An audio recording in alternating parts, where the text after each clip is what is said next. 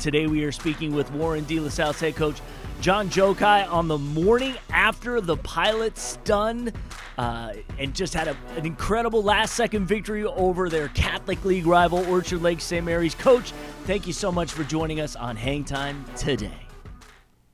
Thank you so much for having me. I really appreciate it, guys.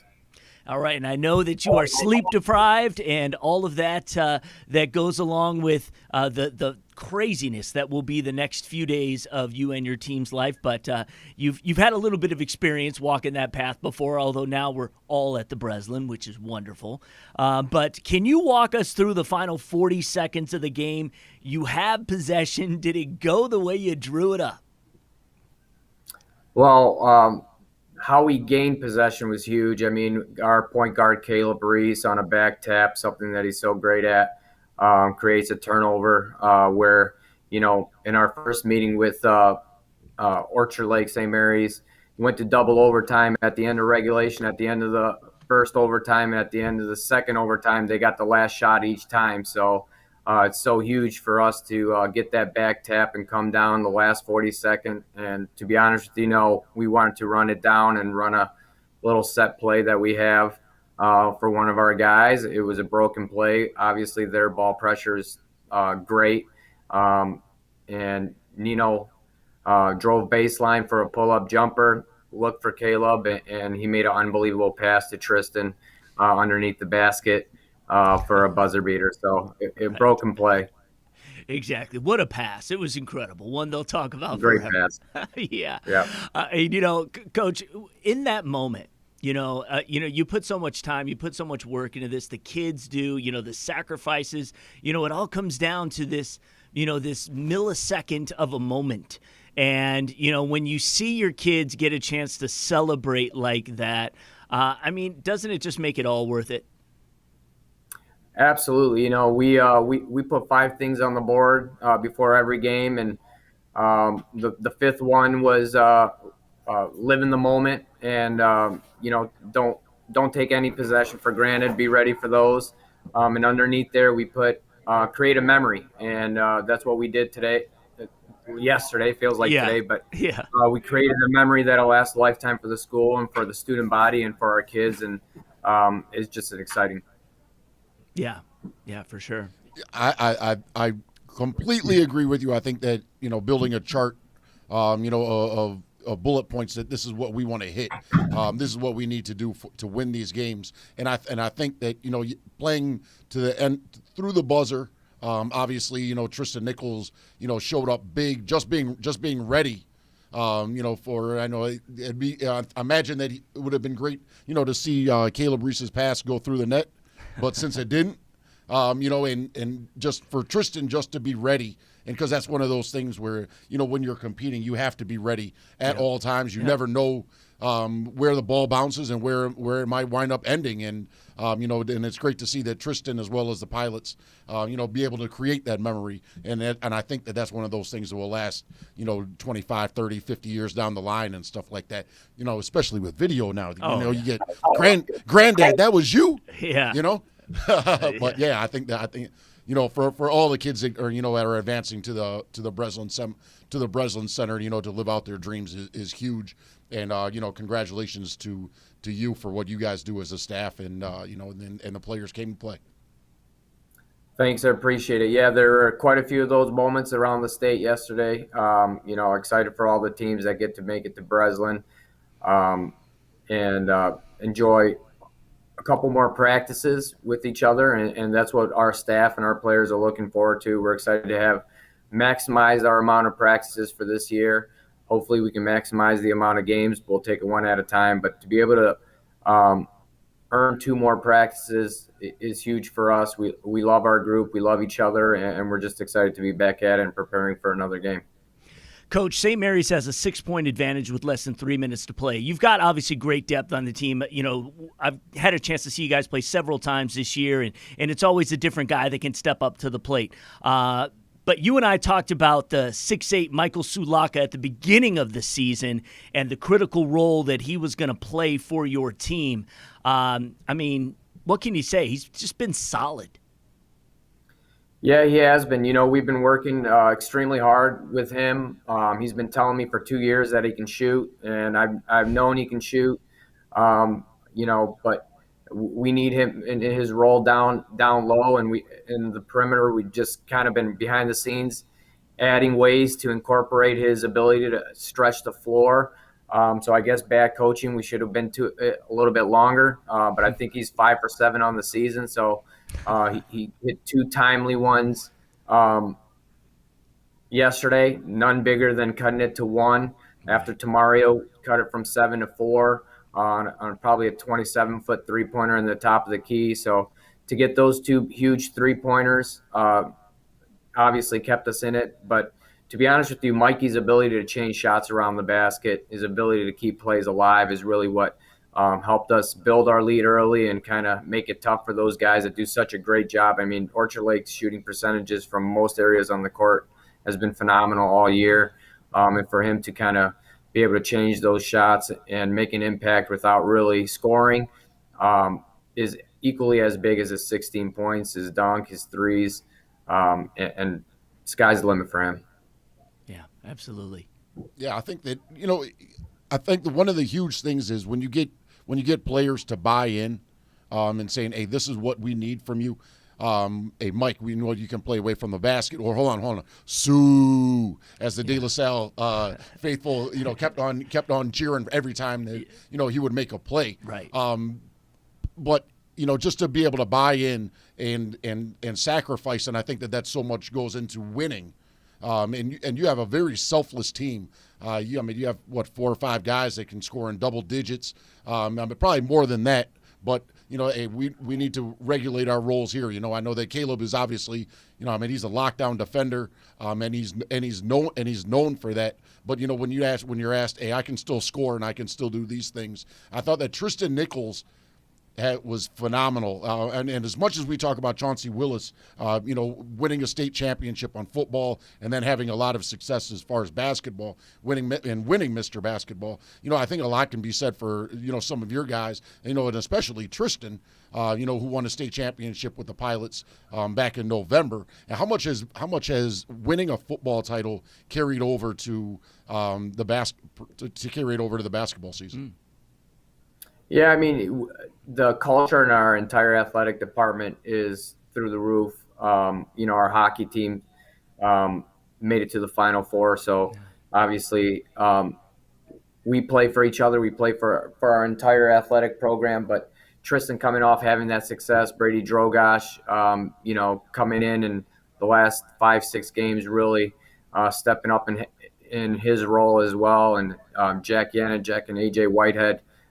Phoenix Glassner coming off and winning a state title as well. So they've been experienced in winning. They know what it takes. They don't quit. That's the main thing is when you're down 7 with less than 3 minutes to go, it's easy to kind of fold it in. But these guys have experienced success and they know what it takes and they're willing to stick with it. And the rest of our guys are the same way, man. There was no quit in our group, our huddle, even – we love each other up. We get on each other. We hold each other accountable.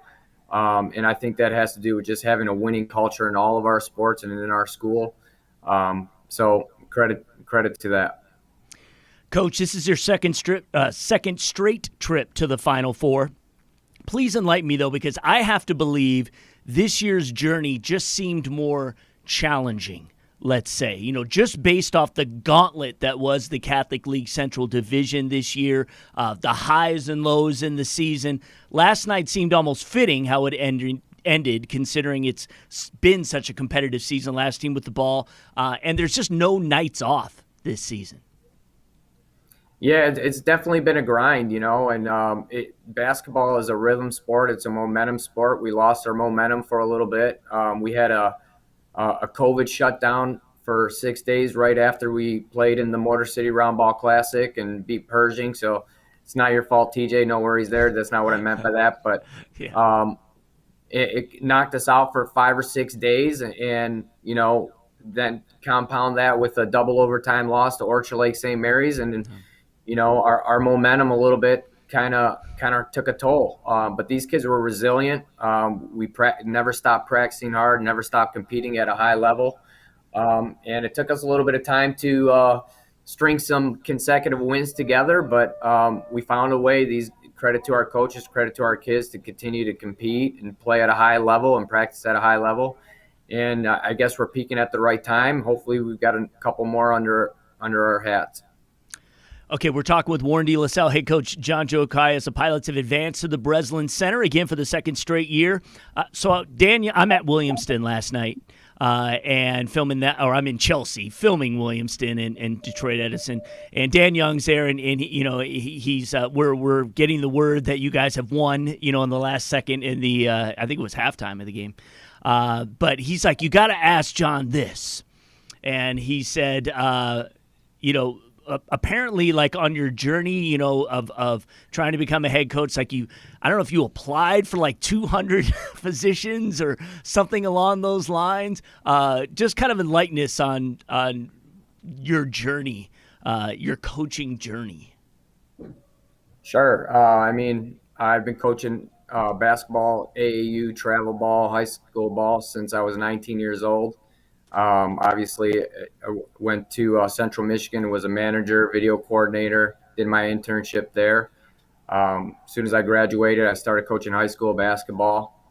And, I had lunch with Dan Young, and I kind of shared my story with him. And I knew eventually he'd put me on the spot. But, I started interviewing for varsity jobs at 26 years old.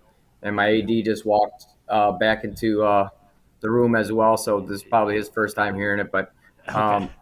I'd probably been on 70 varsity interviews before I got my first opportunity. I've been the runner-up, and just kind of grinded my way, learned the process a little bit better, continued to stay involved in coaching, reaching out to coaches, got better at interviewing. And, I'm not ashamed to share the story just in case there's a young coach out there that is Right. trying to find his way and is starving to get an opportunity to just continue to get better, evaluate yourself, evaluate your network, and don't give up, and hopefully that's the story about my journey, and hopefully it's a story about my team as well. And they didn't give up this year on us. They didn't give up on our season. And here we are with an opportunity to play on Friday night in front of our friends and family, and we're excited for that. Yeah, I think that the determination right there is huge. If I could equivalent it to a kid that doesn't necessarily know how to, like he knows how to shoot and stuff like that, but he hasn't got those reps in, and now he's the knockdown shooter. This is your third trip, I believe, to the Breslin. You were with Bloomfield Hills when you guys wound up finishing runner up with you had Yante Mayton. Was that 2000 or 2014? 13. Yep, 2013, and that was a great Muskegon team that you wound up losing to. Oh, yeah. But over that journey, what are some of the things that you've learned that you really take with you that have carried you along, to the success that you're having now? I know that there are a lot of ups and downs and stuff like that, but if you could, kind of expand on that, that'd be great. Sure. It's all about relationships, and you've got to be willing to adapt and learn your team and just understand that not one size fits all. And you've got to be willing to continue to work and build on those relationships and not get too high and not get too low and wins and losses and those types of things. And just understand that the goal at hand is to get better every single day, show up and work hard, and have a high care level for everything that you do. So, I've been fortunate enough to be around some great coaches and have some great mentors and people that have been in my corner. Too many to name them all right now since I'm on the spot, but just surround yourself with good people that care about who you are and what you're trying to establish, and willing to teach you and those types of things. And just get better at what you're doing, both on the court and off the court. All right, Coach, I got one more for you, and then we're going to let you go. It doesn't get any easier from here on out. So 25-1 Grand Rapids Northview is up next. That game is noon on Friday. They've got a Mr. Basketball finalist, and they are very good. Yeah, they are. I've part of my non-sleep is watching their films yesterday, and Yeah. they're really long. They're athletic. Um, they're well balanced positionally from point guard, shooting guard, small forward, a big center. So they can do it all, and I feel like they've got their roles established pretty well on their team. They're well coached, play tough defense as well. So we're going to have our hands full. We've got a couple days to prepare for that. We're just excited for our school and our community to have this opportunity in the Bro Zone to finally experience Breslin Center for the way that it should be experienced. Obviously, last year was a little bit of a strange year with no students, so we're just excited for the opportunity for our school and our community to experience it the right way and let the chips fall where they may. I love the Bro Zone, and I love that you just brought up that fans will be back. Yes. For in the Breslin, last year just sitting at half court, as part of the media, and you're looking around, and you only see 20, 25 people.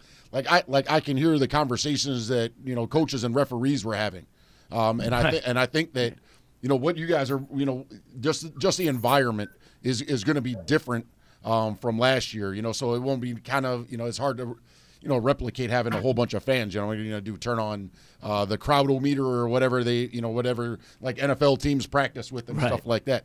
But I think that the support system that the Bro Zone has really put out there, as a whole from the Catholic League is huge. I think that's the show to the show. I mean, if I was a kid and I didn't like basketball, I'd be paying attention to the Catholic League crowds as much as anybody. But Northview also brings a strong crowd. I just saw that they won the fans of the year or what basketball fans of the year, and so I'm really looking forward to just that environment. I'm glad to see it looks like that the pilots, the pilot faithful and the upper ups have decided that your kids are going to get a half day or no school at all to come out and support you guys. So that just makes everybody that much cooler as they're walking around the hallways.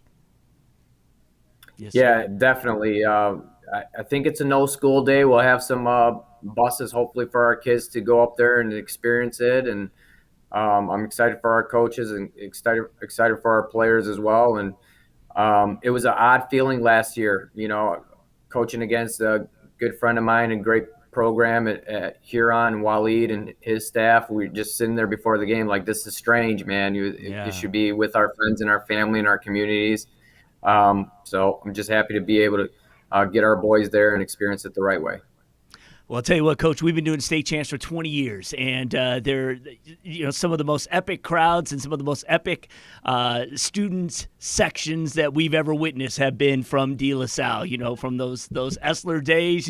He'd never let us in the locker room or get anywhere close like that. He'd curse us out if we got anywhere close, but I'll tell you what, we go out there, the students who give us more than enough great feedback, and they're always epic, always turn out. Coach Djokaj, thank you so much for coming on Hangtime today. We really appreciate it. Good luck, and we're going to see you in East Lansing on Friday. Awesome. I look forward to it. Thanks for having me, guys. I really appreciate you guys taking the time and being such a great platform for high school basketball in the state of Michigan.